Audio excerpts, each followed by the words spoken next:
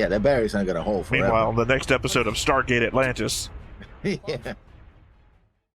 Hey everybody, welcome back to the Stoneface Reactions. I'm Theta, this is Lessons, and we are back with another episode of Modaozushi.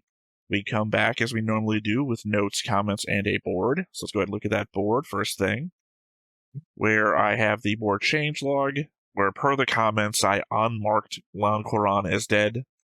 I added Lanzan and Lan Huan's father and marked him as dead, and I connected Yuz on you. Sorry, every time the first time I have to say their name fucks me up. Yu Ziwan to Wang Lingzhao with a red line. Yeah, I read that comment too. I was like, oops, sorry. We kept referring to the wrong person. Like, don't we sound stupid? Yes. But hey, I do that without the it comments. happens. Yeah. Talking about sounding stupid, I have notes.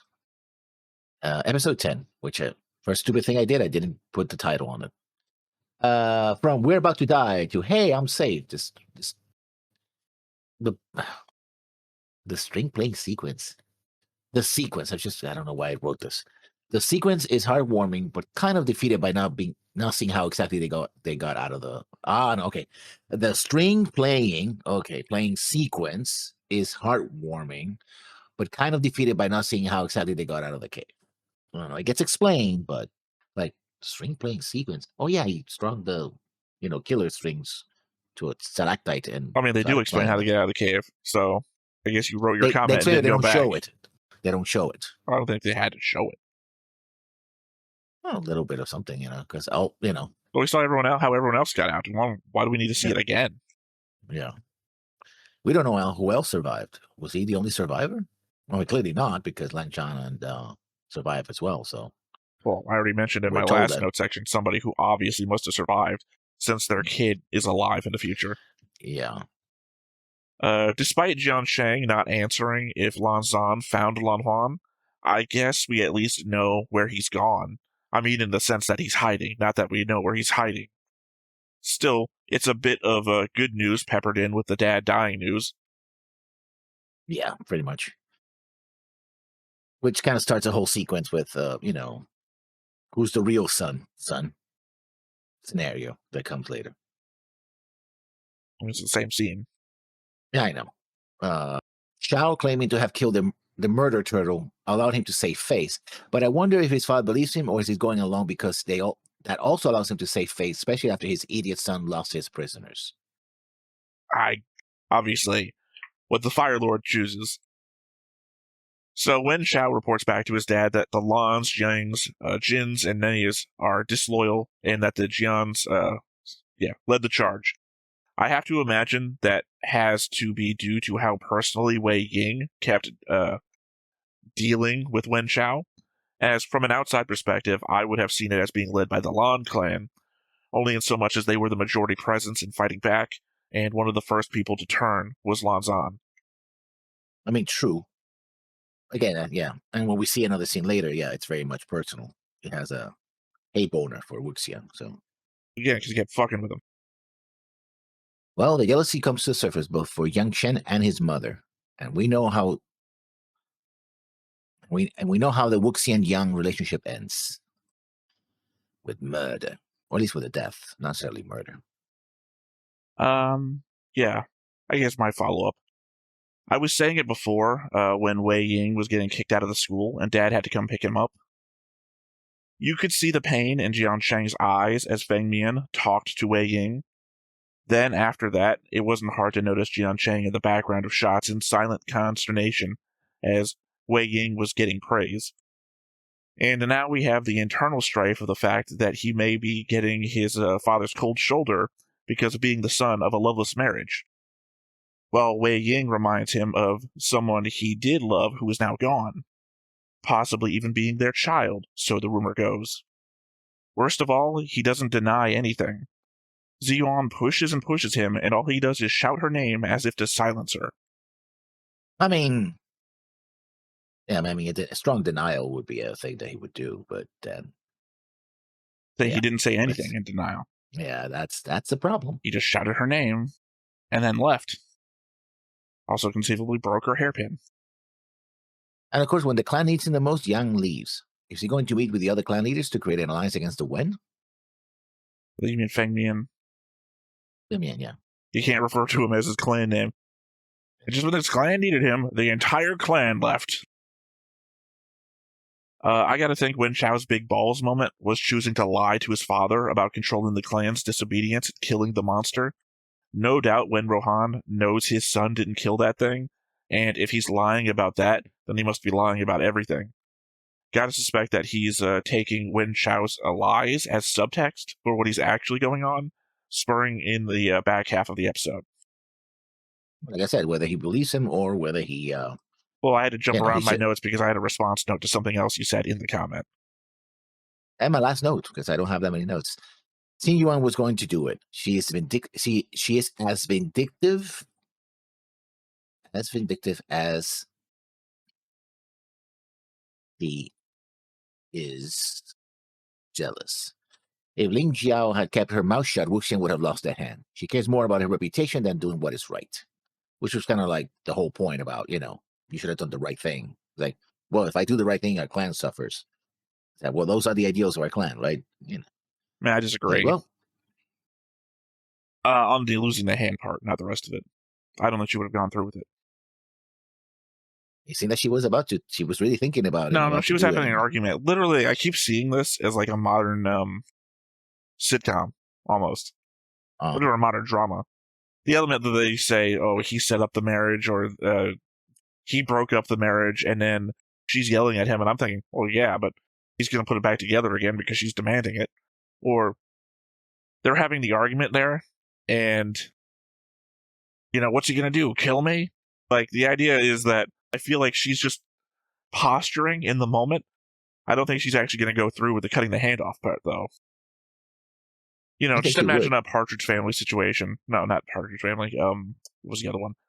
Brady. The Brady Family. Which is famously not the name of that show. It's No, it's the Brady Bunch. The Brady Bunch. Imagine the Brady Bunch, and Marcia is yelling at whatever one of the youngest daughter is about doing a thing that she said she would do, and then it's doing it. It's like, in that moment, you don't imagine the Brady Bunch kids are going to do something horrible, but they might argue about it very loudly. I got that same sense from the scene. I got the opposite. She's very loudly yelling, you doubt me? You doubt that I do this thing? I don't want to do this thing. So Jian Fengmian fell in love with Wei Ying's mother. Whether or not they got together and made Wei Ying is still up in the air.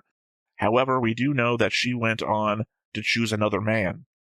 Not sure if it's implied that she's dead. One could assume, but I've also watched other Chinese-inspired media like this, where being separated from your mother and never allowed to see her again wouldn't be unusual, especially if it were high enough ranked or in a house or a clan as to disrupt the hierarchy. Yeah, that's also a possibility. Or it seems that both of them are dead. Maybe if he has a father, he would have stayed with his father. Well, like, what if Wei Ying is the firstborn of the two, right? He's still technically the first son, but Jian Shang would be seen as the legitimate heir, even not legitimate, the legitimate son, but second-born. Yeah.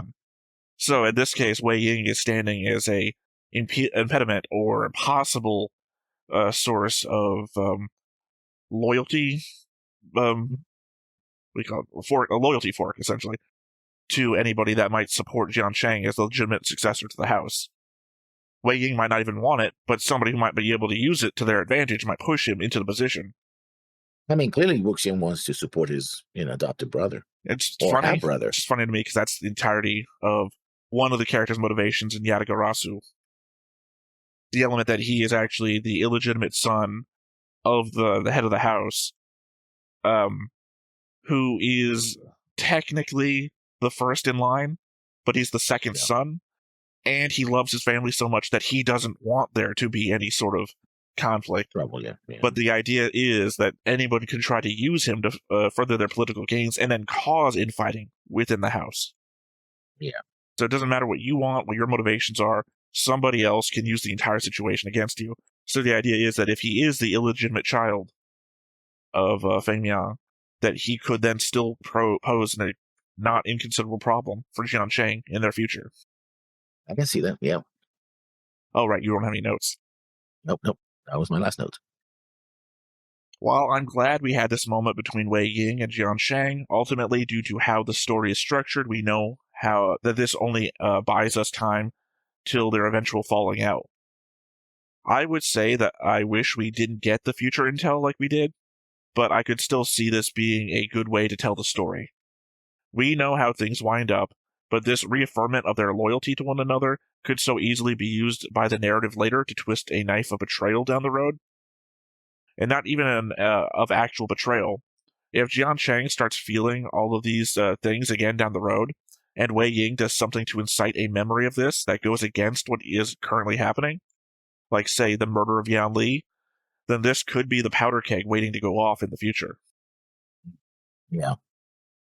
And we don't know who murdered young Lee, so I'm assuming it's no. her fiance, or husband, or baby daddy, who knows.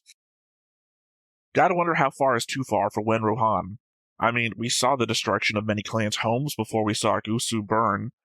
One has to wonder if he'd be satisfied with having the Wen be the only clan, or if he needs clans subservient to him to feed his ego. The Wen worship him as a living god, it feels like. Is that enough? When he says that Wen Shao should have killed them all at the mountain, does he mean that to send a message to their homes, or to incite a war that would leave them as the only ones left? They had those clan leaders' sons and daughters, after all. Killing them would have done more than to send a message, I think. But again, they already walked over so many clans already. Yeah. I mean, but I think that one of the things is that probably is because they were able to divide and conquer, which is it's he also says in that speech is like those who submit will be useful to us, and those who don't will be destroyed. So it's more like I don't care about anybody. If you don't submit, I'll kill you. That's it. He's a very simple mind. Ultimately, the way he sees goals, and you're either with us or against it. That's it. Or you're with me or against me. And the fact that Shao every time he's in front of his father is just sweating and waiting for literally for the sword to fall on his neck shows you that he ain't a good daddy. That's for sure. Who knows how he treated him when he was growing up. I mean, it's more than just the color scheme that they've got going on. It's literally Zuko and Fire Lord Ozai is what I'm seeing every time. Yeah. I know the comments disagree with me on how I see things between Xion and Feng Mian, and that's probably because I likely hold a modern-day attitude to the things that they say, which probably doesn't hold up in the era that they exist in. So when Xion says not to come back if Feng Mian leaves, and that they are strangers now, I just don't automatically assume that he's gone, or even that there is no coming back from this. Just seems crazy that Feng Mian would leave and never come back as head of the clan. Even with their spat and rumors, there just isn't enough going on for me to believe that he'd take this moment to do so. Additionally, if he's leaving to set something up between the clans that will become the Sunshot campaign, and she just doesn't know about it and he hasn't told her, I don't feel that that's well established either. It feels very much like a divorce in a time where I guess you couldn't really get divorced. I don't know, if divorce even was a thing back then. Could it be? I'm not saying just because it's older doesn't mean that it wasn't. Many societies had divorces. I just don't know how it would work in this society, if at all. Um, but yeah, um, that seems to be the language. Don't come back here at all, right? But is it just personal, or is it at the clan level, right? Is she literally kicking her husband, who's the clan leader, out of the clan? That I think might be a bit of a stretch. Not inconceivable, but a stretch. Well, like I said, to me it reads more like knowledge from the future. He's gonna set up something with the other clans to start the Sunshot campaign or something, and just hasn't told anybody anything. Because otherwise, I don't know why he would leave. Because she told him? I doubt it. Not sure how to read the fact that the hairpin that he gave her is broken, and that he has it. I know when I was watching Apothecary Diaries, giving someone your hairpin has a bit of a symbolic meaning to it, when it came to showing who you are with or what allegiances you might have. If he broke it and gave it back, if she broke it and gave it back to him, that would mean one thing. If he broke it and kept it, that would mean another thing. I guess from our perspective, the falling out specifics themselves don't matter beyond what we already know, so much as the after effects wherein we see Feng Yan leaving. Although if that's a hairpin that he tried to give her in the first place, and she rejected that one, it's like I don't want it. That doesn't matter. It's too. Again, there's elements here that I think are at play that sometimes you regard as being on screen and not being on screen. I think the element is that he tried to give her the hairpin, she didn't like it, and then we just kind of moved on. We never saw him take the hairpin back. We just saw it sitting on the table. I think the idea is that she didn't like throw it at him or anything, so she still was in possession of it. Just because we never saw her actually take it doesn't mean that she didn't take it. It is crazy to send Wang Lingzhao to be your messenger to the clans. This maid that is quite literally dick riding Wen Shao. I guess it really is just an insult to have to receive her and hear what the Wen want through her. Yeah, he's flexing on them. It backfired, but Well, so those two guys didn't do anything. I guess it's Wei Ying's karma to be born to servant girls. As Wei Ying, his mother was a servant girl, and his father was possibly the leader of the Jiang clan. In the future, reborn into Mo Zhan Yu, his mother would be a servant girl, and his father the leader of the Jin clan. Yeah. It's not bad. It's not bad karma. They're literally born into the 1% every time. Just a bastard of the 1%. Who's the current leader of the Jin clan in the future? The same guy.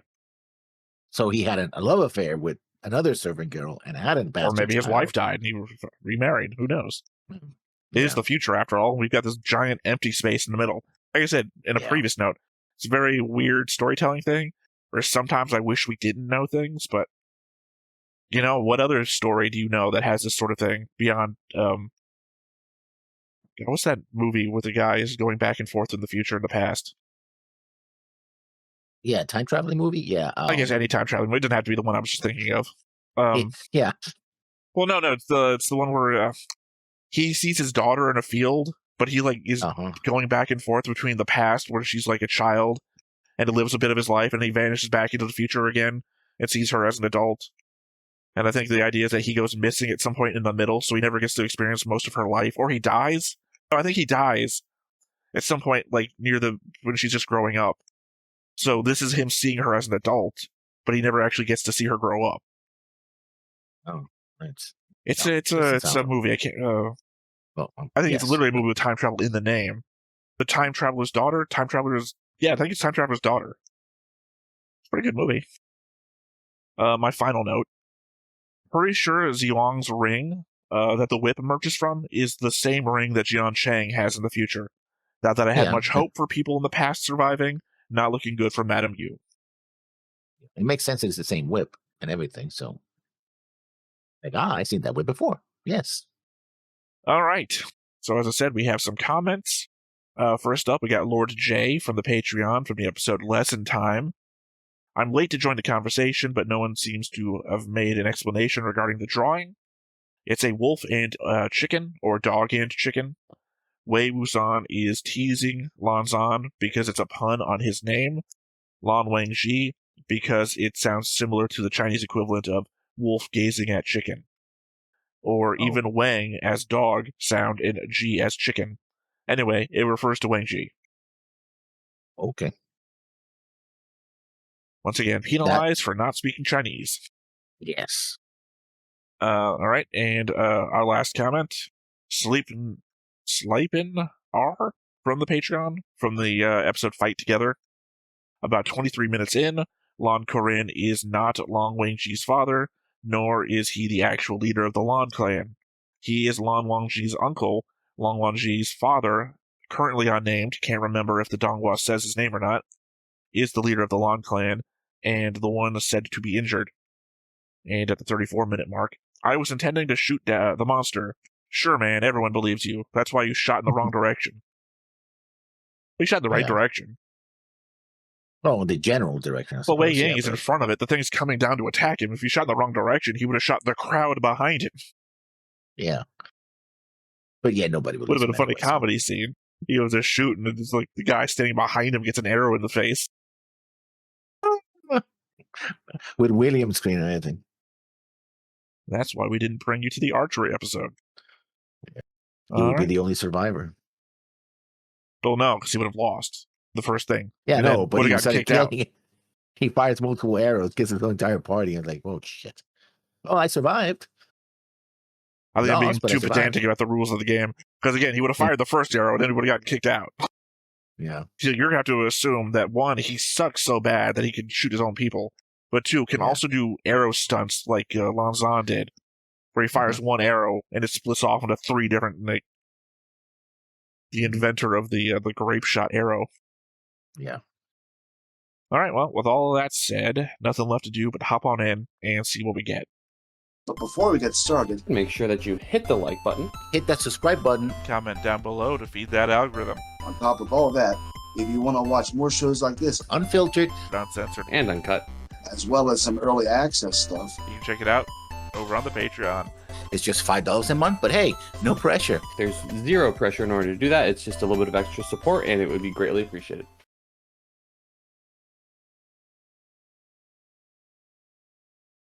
And also because this intro is so loud compared to the regular show, I always have to, pull back on the audio. Yeah. It's ironic that within 10 hours now, I've heard 2 different commentaries about how we handle audio. Ah. Well, I had a fuck up on Space Battleship Yamato last night, where I had just converted the audio to, changed the audio source, the headset over the TV. Yeah. So I hit play, and for half a second, the audio came out of the TV and into the thing, and I'm like, huh. And then I had to explain why I went, huh. Yeah. Well, that's also the element that the first second of the video being played is blank because the audio is coming out of the wrong source for some reason.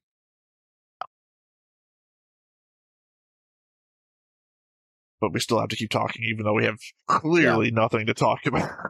Yeah. I mean, again, what making this interesting is not the what, but the how it happens, right? I mean, I couldn't we're help gonna but just see her- notice a scene in there where Madame Yu is she's- walking forwards and the Wei The Ying two- jumps in front of her with a sword, Yeah. as though something was approaching to attack. And then I we see forgot the her name of the whipping place, the out, John Clan. taking out the whip and just sad for Yeah, I hope nothing bad happens. 打狗也得看主人，算什么东西？惩治我家里的人。 Don't worry, guys, we don't have to see what's going on. There we go. 提尊卑，我就教你何为尊卑。我为尊，你为卑。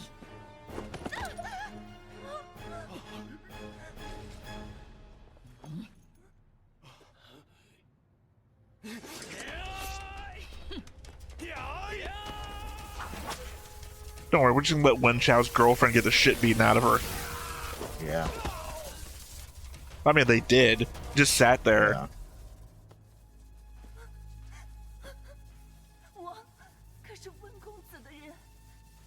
Mr. Wen? Woman, yeah. Mr. Wen is dead. 把我怎么样？ Yeah.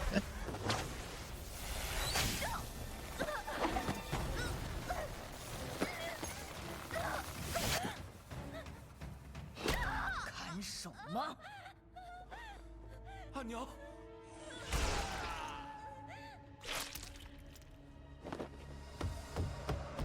Oh, here comes the guy who. Oh, I thought it was the 2 servant girls actually killing the other guy.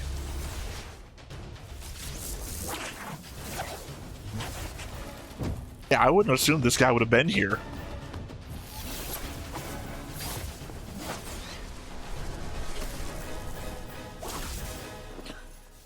温家化丹手。 Yeah, sorry, Mom, I'd help you, but you beat the shit out of me a minute ago. 不好，拦住他们！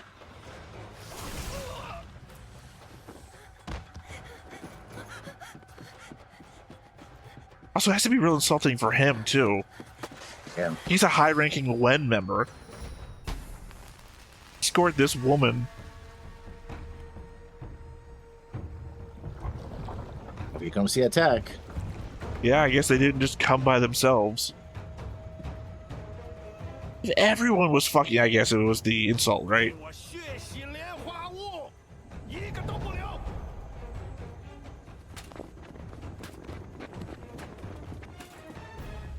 Well, looks like Feng Miang got out of here just in time. 开启禁制。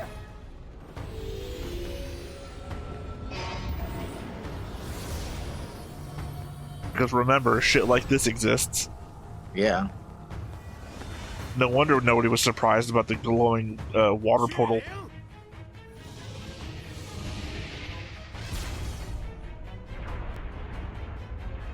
Yeah, that battery's not gonna hold forever. Meanwhile, in the next episode of Stargate Atlantis, yeah.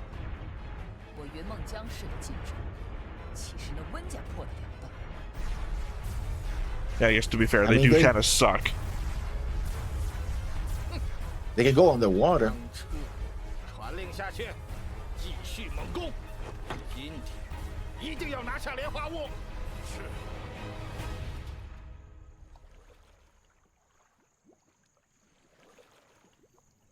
I guess Feng Miang is the only one outside of the thing that we know about that could send for help. 宗主，这玉簪重新镶嵌之后，越发好看了。于夫人一定会。 Oh, he went to get it repaired. 宗主，不好了！ On one hand, I'm happy about that. On the other hand, I wish he was setting up for the Sunshot campaign. 云梦江氏所有子弟门生，皆随我来。 I know the dude didn't. Okay, I would say. Wait, did you take the whole fucking army to get the hairpin removed, repaired? At the very least, they're not going to be expecting an attack from behind. 简直怕是撑不了多久。江叔叔，什么时候回来？父亲要徐时墨方归，这帮温高真是挑的好时候。 You see, you have a traitor. Oh yeah, I would say the dudes are fucking still in here.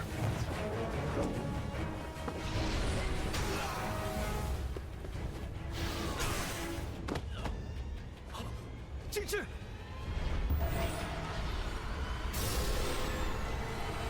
It's a real shame we didn't follow those guys and make sure they were gone. 公子，江家禁制已破。马年，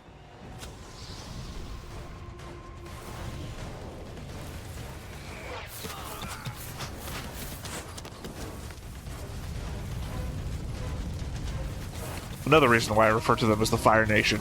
They're burning Yeah. 2 places down now.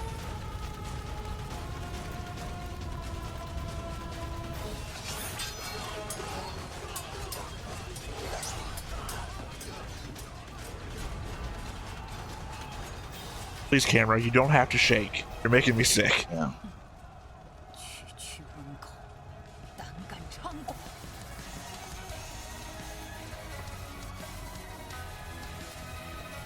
The thing that gets me is also that the ring unfurls into a sword hilt.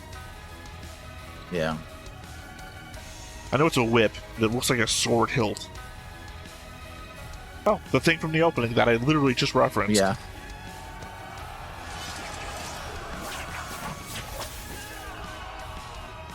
Okay. Well, if it's something a But whip they're could moves, do. right? So, yeah, that's it. There we go, that's the opening big.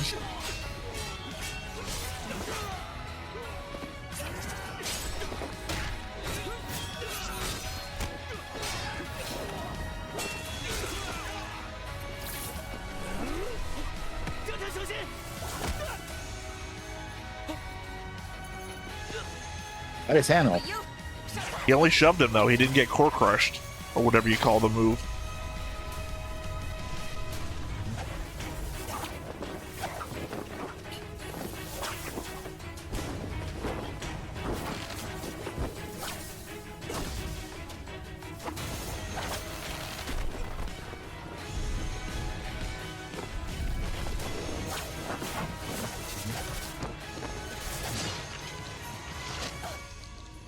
Uh-oh.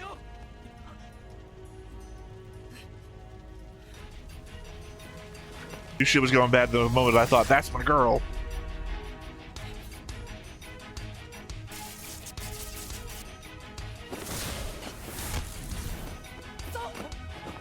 Yeah, please stop watching me do everything. It Yeah. helped.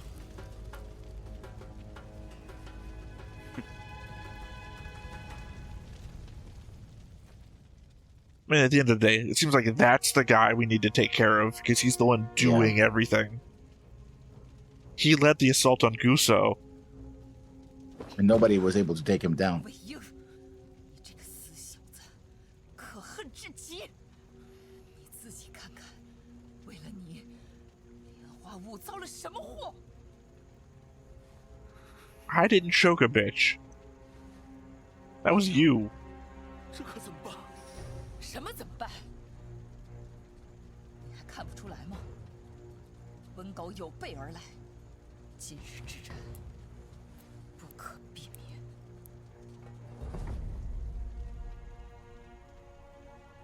She just gives it to him. That doesn't automatically imply he died. She died. Oh, there we go. 阿娘，你把字典给我干什么？给了你，今后就是你的了。字典已经对你认过主了，先走。不跟我们一起走？ I'm going down with this ship. Yeah. 去眉山找你姐姐。你姐姐前天出发的，应该还在路上。 Yeah, to be fair, I didn't even think about where the fuck she was. 就别回来了。阿娘，你不跟我们一起走吗？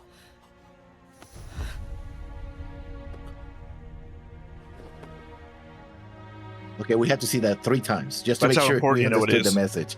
Yeah.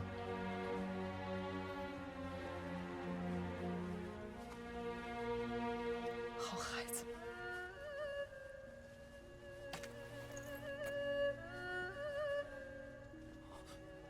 阿娘， I gotta wonder if there's any Jian clans left in the future. It seems to be.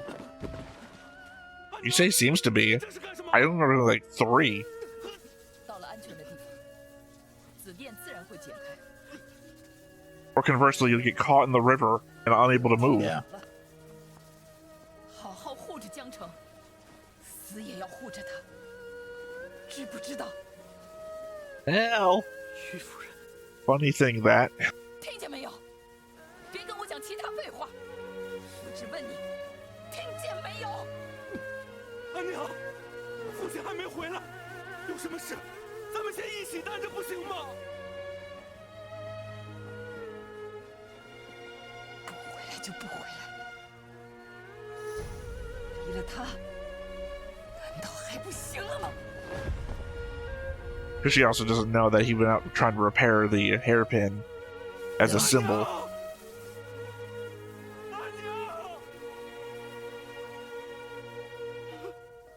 That's what I'm talking about, though. If there's no Jian clan in the future, because it feels like she's gonna go in there to die.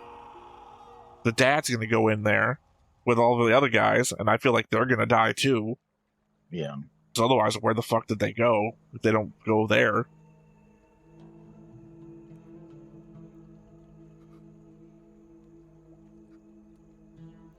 Is he also gonna blame Wuxian because of this?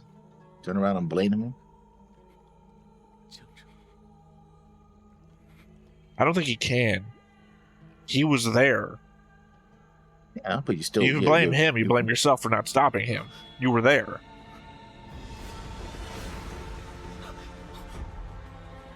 是江叔叔。 Or as you might know him, Dad. 阿爹， Okay. They better not skip out on this. We gotta know what happens.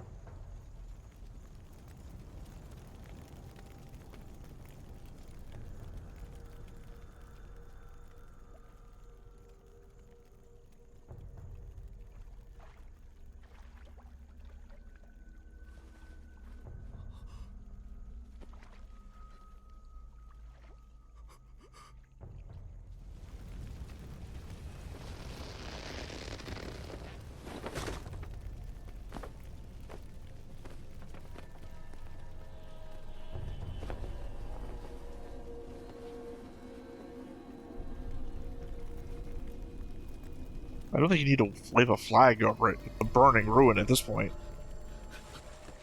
So how fucking slow is your boat moving?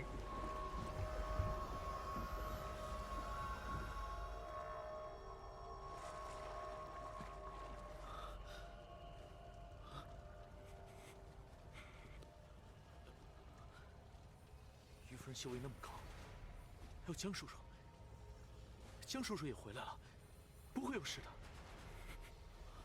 有点水路能通，校长，我们先进去再说。 So we gonna see those 3 guys again, or we gonna see the bodies? Because you know, the drill ground is where they would have been. Yeah.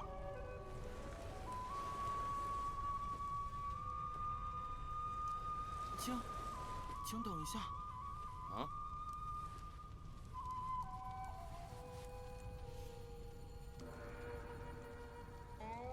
Well, there you go. Yep. One of the 3. Hey, and our friendly archer guy.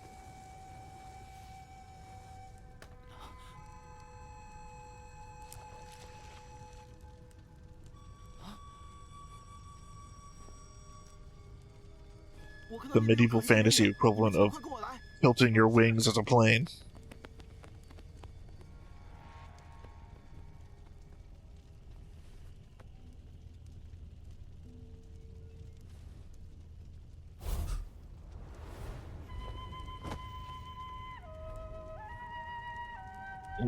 Wow.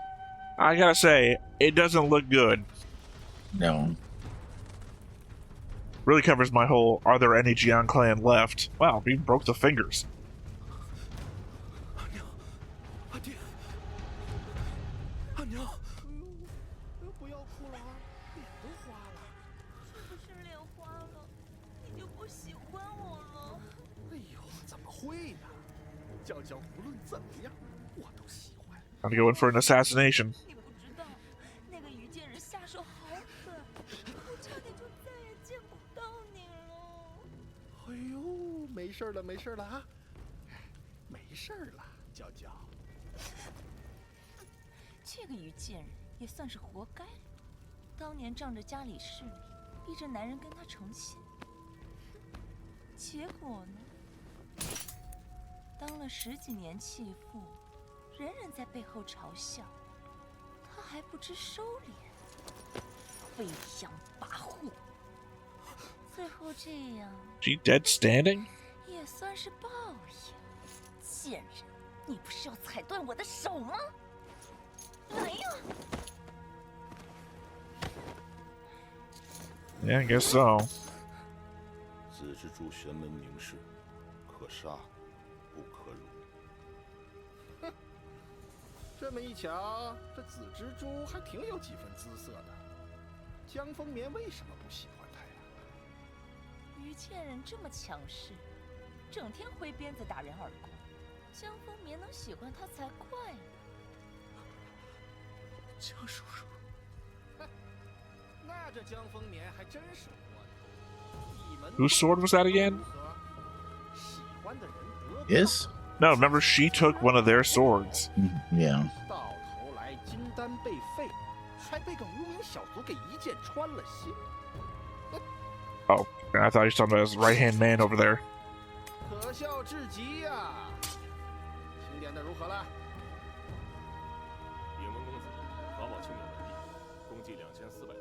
I don't know what my hope here is. 2,400 items. Wow. That's a lot. Guess they didn't get to use them. Like, do I hope that she was alive just long enough to see the hairpin to know that he had what he was doing? Or do I hope that she's been dead this whole time and she didn't have to suffer the indignity?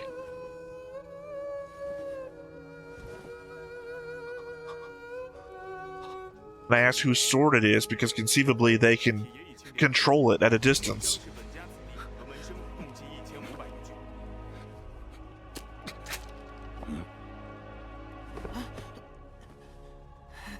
Come on, legitimately, the whole fucking place is burning down. You're gonna question one crackle? 恭喜公子入主莲花坞。 That man made a promise. 什么莲花坞？把这名字给我改了，把所有带着9万连标志的门都拆了。 Don't hang it while it's still burning. 山 You 威 fucking 太 idiot. 阳纹。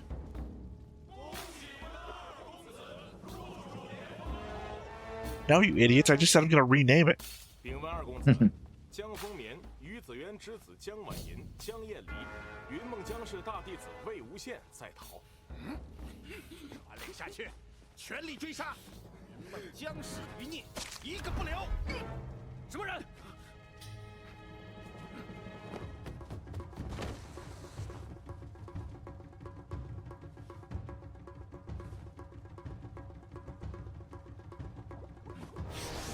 Yeah, he was legit fighting the entire time. How are you going to get him away from this?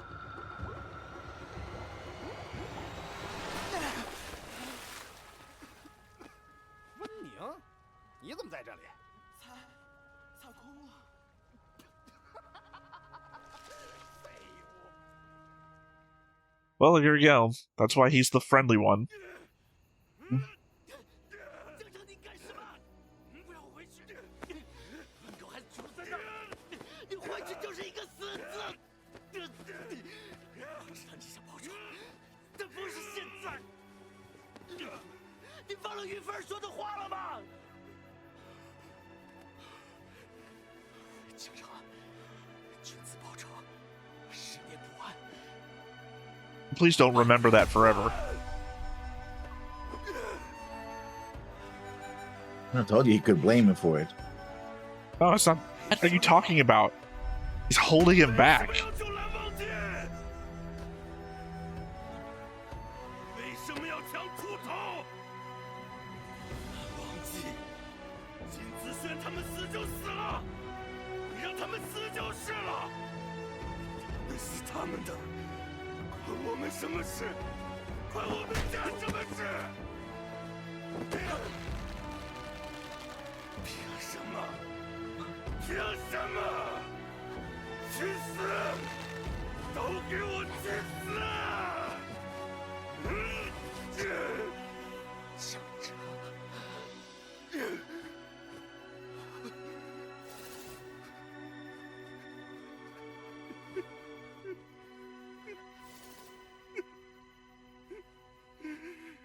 It's a crazy way to do that.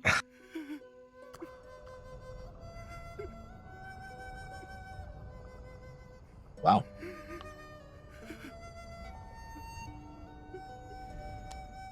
Yeah, I know she was gonna die, like, literally the episode after we got done talking about her.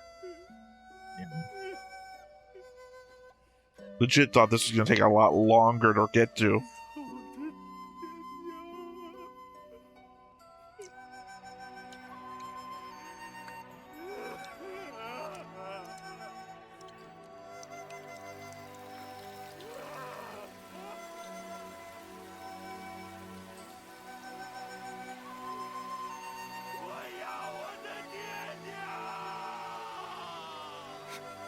And he's hearing that, and he probably doesn't even have parents. I mean, Yeah. I don't know.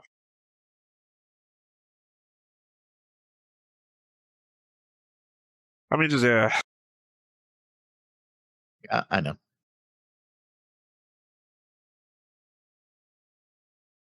that was, I'm just thinking back again. You already know, just my dad recently passed, and thinking about that.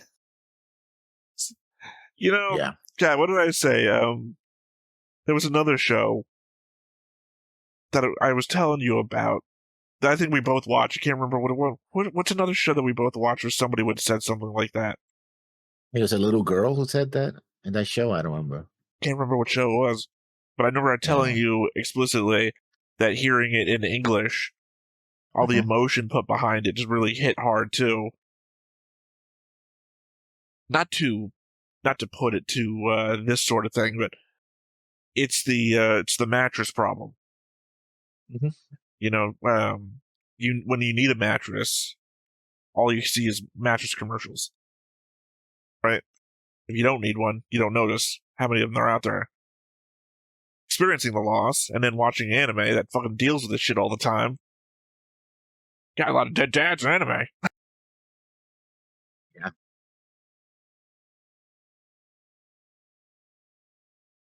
God, at this point, I feel like every 3 episodes, the whole dynamic of everything changes. The thing is, I guess wuxian was a turning point because he had something that none of the other clans that the Wen couldn't really counter, which was What do you mean bringing Wuxian back was the the dead. turning point? Because I can see that without him being able to do dark cultivation, the clans are going to be eaten up by the wind. Oh, will the be wind the turning point. Okay. Yeah. I thought you were still Yeah. blaming him for everything that happened. No, I'm not blaming him. He did the right thing. No, I mean, you're the I one blame who's like, Chow. oh, they're all you're you're following with the mother, Madam Yeah. Yu, blaming him. And then you Yeah. thought that Jian Chang was going to blame him. And I would point out that he wasn't the one that stepped forward. Lan Zhan stepped forward. Jin Jiswan? What I can't never remember his last name. Or his first name, Yeah. as actually were. And actually Jian Chang were the three that stepped up to protect that girl. Yeah. He is the one to blame. Wei Ying messed with him a bunch of times, Wen Chao, but he's not the one who like formed a party in front of him. Yeah. Yeah, but the insults, I think those acts of defiance, I think, hurt him his ego more than anything else. I do not agree. The element is somebody insulting you, you deal with that person. A group of people organized to stand in front of you as a force, that's a completely different problem. And that's a problem Jian Chang himself was a member of. So Jian Chang can't be, this is your fault, Wei Ying. Jian Chang has to accept that, well, from a God's point of view, right? Obviously not in the moment. I'm not saying that an emotional person has to accept reality or logic. That's what crimes of passion shit are about. But I'm saying from an overarching point of view, say, Jian Chang in the afterlife, after everything is said and done, has to be able to look back and say, oh yeah, I took part in that. One could argue that my part in that was greater than Wei Ying's. True. But ultimately, I think it's how the Wen see it, and if Chao sees it as a personal affront, the wuxian would do that to him, then yeah. That's what actually literally matters. In this this very note section, I put down that I would have blamed the Lan before I would have blamed the Jiang. Because there was more Lan clan down there, and they formed everything else that wasn't those three people that I just said. Yeah, if you were being logical. I mean, if you just had eyes. The thing is that we're color coded, right? Every clan is color coded. So if I look in front of me and I see three guys, or actually two guys, of one purple and one's brown and gold, and one guy is in white, and then everyone behind them is in white, I'm going to blame the people wearing white, because they're the majority of the crowd. Yeah, but for him, again, status I think is also important here. For him, these other people are just meaningless, right? We're talking about they're all supposed to be family heads, or sons and daughters of family heads. They're all people of status. That was the point of bringing all of these specific people here. Apparently, I'm thinking about things more than the show is, I guess. Yeah. She took, it was either Wei Ying's or Wei Ying's or Jian Chang's sword. I'm guessing it was Jian Chang's sword because he doesn't have one anymore, and now he's going to be doing the whip from now on. So we know that he can control the sword from a distance. Just have them accidentally cut my own head off. Yeah. He's holding it in his hand. He's not going to expect the sword he's holding in his hand to suddenly fucking move, right? Just wait until he's like pointing at something and, oh no, that guy's going crazy. He's stabbing people. Yeah. Perfect opportunity. They have set us up for many episodes now that the swords can be controlled at a distance. Hell, at that point, just jump off of your sword, be like floating in the water of Lotus Cove, just stabbing people with your swords at range. I mean, I guess people can cancel that? I don't know how that works. I mean, this was that ending was pretty heavy, so I mean, are we still gonna go down from here, having more clans being destroyed, more clans being attacked? I mean, at some point they have to unite, otherwise this campaign won't work, right? I mean, we can have more clans be destroyed. It's the element of, I don't think it's gonna happen on screen. Nihong, I can't remember his fucking name. The other guy, the Ni clan guy, he's just a friend. We barely even get much with him. The Jin clan, who the fuck cares? Yeah. Long clan's already been dealt with. Why we don't have to see anything from them again, other than them joining up with whatever's going to happen. I guess for some reason I assumed it was going to be the current leadership that was going to form the Sunshot campaign. But Jian Chang is essentially the leadership of the Jiang clan now. Yeah. Unless it turns out that it's going to be Jin formed. Well, they've still got their guy, and we know he survives into the future. Yeah. Does he convince his father to step aside and let him take charge? What? I just said we know that he lives into the future. Yeah, I know. And we know he's the clan leader in the future. So what the fuck are you talking about? Does he give his father to step aside? No, he's the clan leader in the future. Yeah, that's true. You're making up a scenario where he steps down, the other guy leads the Sunshot campaign, comes back, said, "No, Dad, you take over again." Yeah, makes sense. Yeah, so this episode, I really have no more to say about it. All right. I guess all that said, once again, I have been Theta. This has been Lessons. We've been Stoneface Reactions, and we will catch you next time. Bye-bye. Hey everybody, thanks for watching another Stoneface Reactions. If you have an idea of another video we could go ahead and watch, go ahead and put it in the comments down below and we'll add it to the wheel. Be sure to like, comment, and subscribe, and let us know what you thought about this video, what parts you liked. And until then, we'll see you next time. Is this too goofy?